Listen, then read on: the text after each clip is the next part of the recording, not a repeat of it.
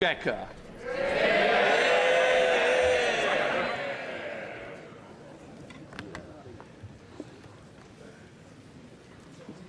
Mr. Speaker, this government has the right economic plan for our country. A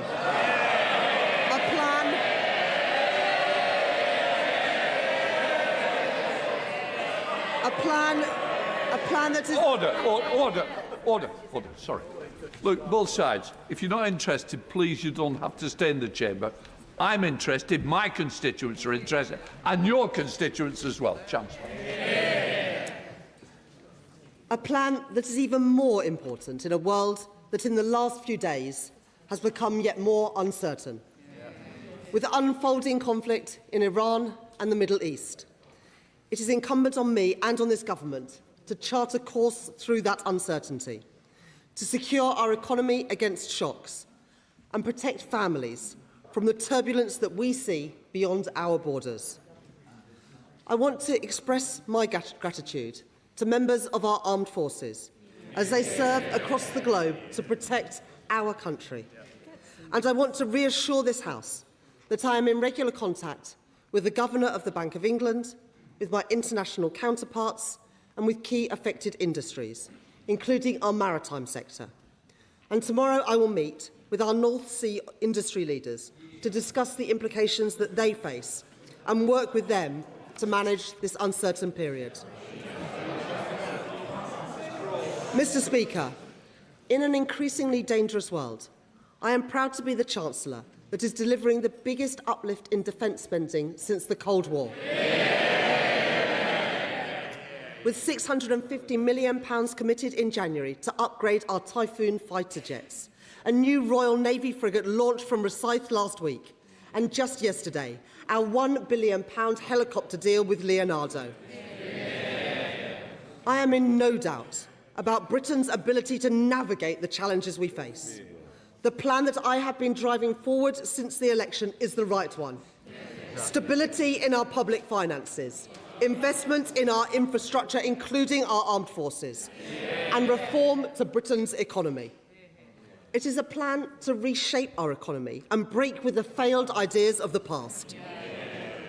Building growth are not just the contribution of a few people in a few places, but in every part of Britain, with a state that doesn't stand back, but that steps up, strengthening our trading relationships and our alliances, creating capacity in our economy through affordable housing, better transport and free childcare.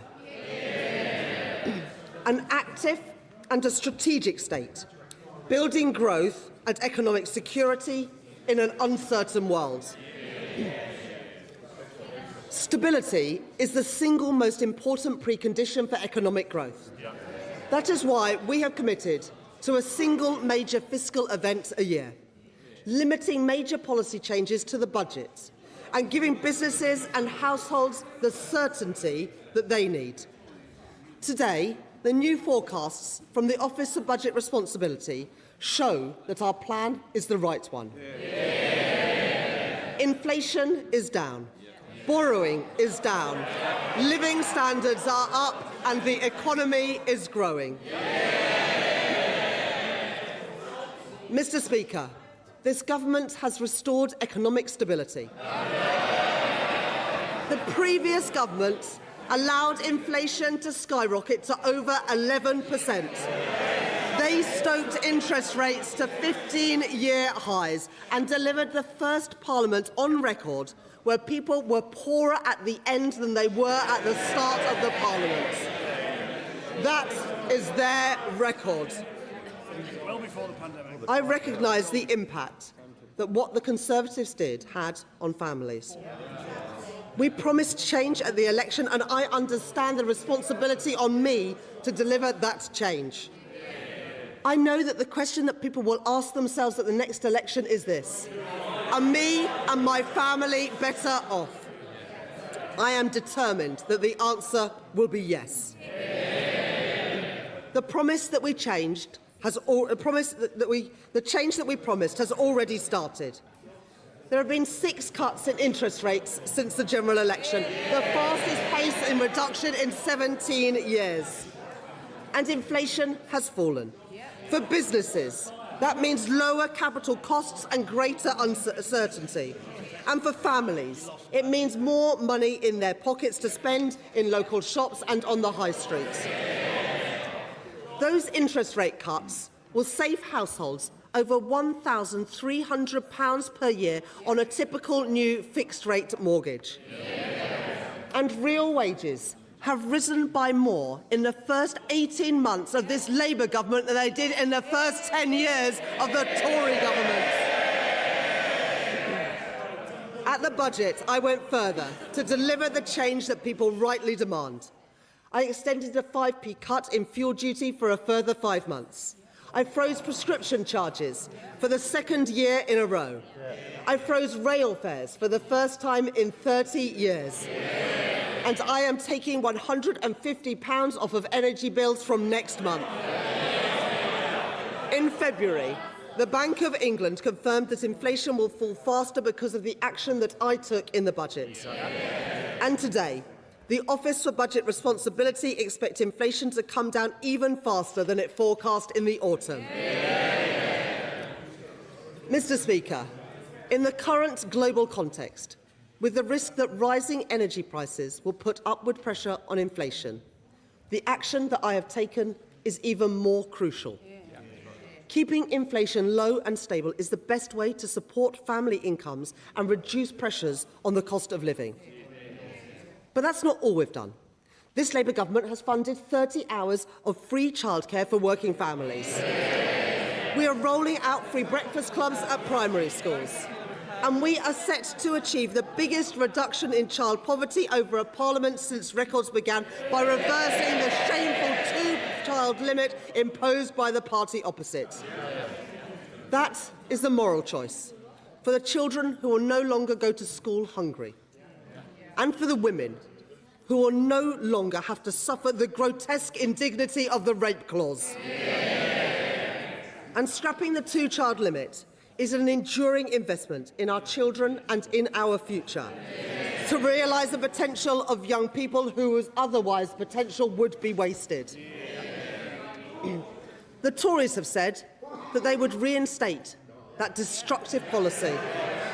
And now Reform are saying exactly the same thing. Two parties united in their intention to plunge nearly 500,000 children back into poverty at a single stroke. Mr. Speaker, if you import failed Tory politicians, you get failed Tory policies too. Labour and only Labour have the right economic plan for our country. Last year, we demonstrated the resilience of Britain's economy in the face of global headwinds, with the fastest growth of any G7 country in Europe. Today, the Office for Budget Responsibility has updated its growth forecasts, including reflecting lower net migration. Average growth across the forecast period is largely unchanged, while the OBR has adjusted the profile of GDP so that it grows slightly slower in 2026 and then faster in both 2027 and 2028. So GDP is forecast to grow by 1.1% in 2026, 1.6% in both 2027 and 2028, and 1.5% in both 2029 and 2030. I've always said that growth is for a purpose, to make working people better off. And I can confirm that GDP per person is set to grow more than was expected in the autumn, with growth of 5.6% over the course of this Parliament. That compares to a fall in GDP per capita in the last Parliament. And by the next election, after accounting for inflation, people are forecast to be £1,000 better off per year. Oh, I didn't hear them that time. We promised change, Mr. Speaker, and we are delivering that change. The economy is growing, living standards are rising, and inflation has fallen. But I'm not satisfied yet with these forecasts. I know that the economy is not yet working for everyone, and that the deep economic scars left by the party opposite and their mates in reform are still blighting the lives of too many people. In today's forecasts, unemployment is set to peak later this year and then fall in every year of the forecast period, ending the forecast period at 4.1%, lower than it was at the start of the Parliament. But young people in particular are still suffering from the aftermath of years of Tory mismanagement. In the last 5 years of the previous government, the number of young people not in education, employment or training increased by 113,000. The number of inactive people reached record highs under their government. And over the last decade, apprenticeship starts by young people fell by 40%. This government will not leave an entire generation of young people behind. We are already taking action with additional investment to reform apprenticeships to prioritise young people. And through the £820 million Youth Guarantee, providing young people with employment support and a guaranteed job.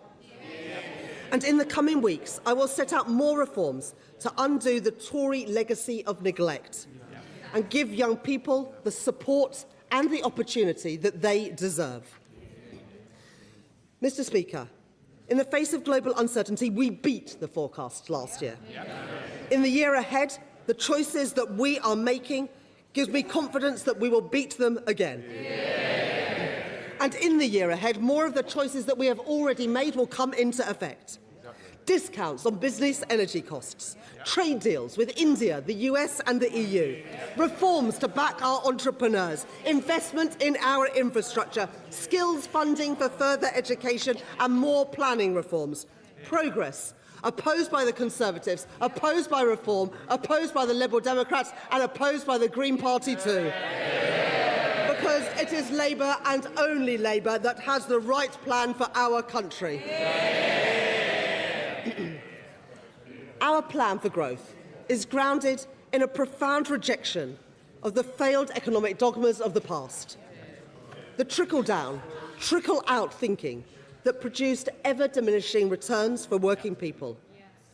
I know that an economy cannot be working if it is delivering for only a few people in a few places.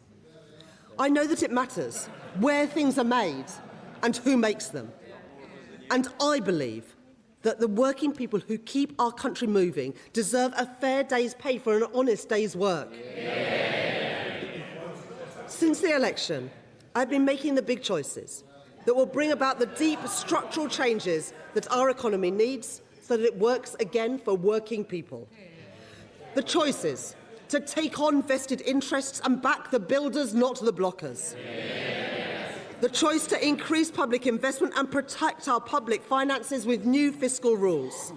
And the choice to give people in all parts of our country the opportunities that they deserve. By reforming the Treasury spending rules in the Green Book to unlock investment in all of our urban, rural and coastal communities. Mr. Speaker, those are the right choices for our country, for security, for stability and growth. Today's forecasts from the Office of Budget Responsibility show that they are starting to pay off. And I am clear-eyed about where the opportunities for the British economy lie in this Parliament and beyond. In my second May's lecture in 2 weeks' time, I will set out 3 major choices that will determine the course of our economy into the future. To go further in strengthening our global relationships, breaking down trade barriers and deepening alliances with our European partners for a more secured and connected economy. To go further in backing innovation and harnessing the power of AI, so that entrepreneurs and innovators thrive here in Britain and so that working people reap the rewards. And to go further in transforming our economic geography, so that we can build growth on a broad and stable basis, spreading opportunity and unlocking opportunity in every part of Britain. Mr. Speaker, I came into politics because I believed in a government that stands up for working people. That everyone, no matter where they grow up, deserves security and a fair chance to achieve their potential.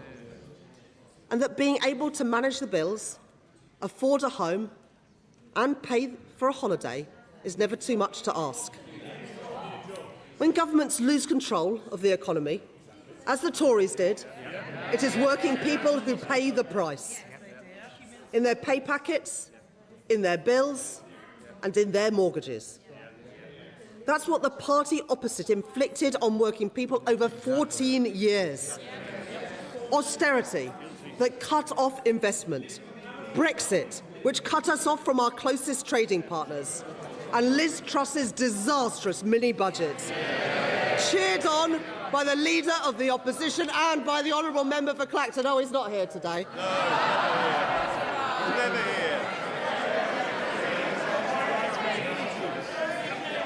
Mr. Speaker, 5 Prime Ministers, 7 Chancellors, 11 plans for growth, and at the end of it all, the only Parliament on record where living standards were worse at the end than they were at the start.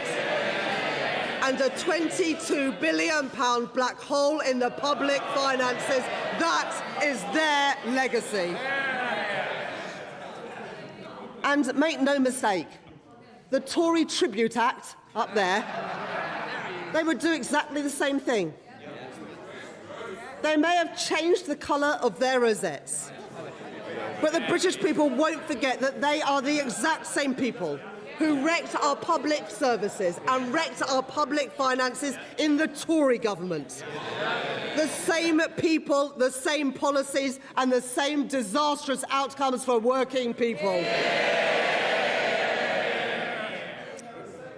The Tories left our country, our people and our allies exposed. They had no plan and no intention to fund their pledge to spend 2.5% of GDP on defence. And reform would go one step further by ditching our allies and siding with Russia. While the Green Party want to take us out of NATO and jeopardise our alliances. Well, she shakes her head. I don't know if they've changed their policy, but their policy is to take us out of NATO. So let me be clear. It is Labour and only Labour that can provide social justice, national security and fiscal responsibility.